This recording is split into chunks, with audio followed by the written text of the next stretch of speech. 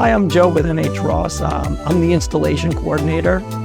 So doing oil to gas conversion, I'm the person that's going to be holding your hand from the beginning to the end until it's all done right. Starts off with an equipment specialist coming out to your home. He's going to go through your home, be there like an hour and a half. He's going to gather it all, diagrams, whatever he needs. That he's going to bring that information back to us. We're making sure we go in that home, we're ready to go, and we got everything we need.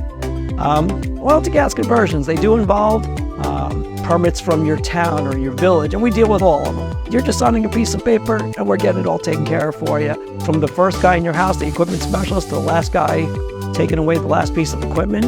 We're all professionals. We've been doing this for years. We've been doing it right. So if you're doing an oil to gas conversion, we're the company for you. We got the right training, the right staff, the right connections to get it all done. So give us a call.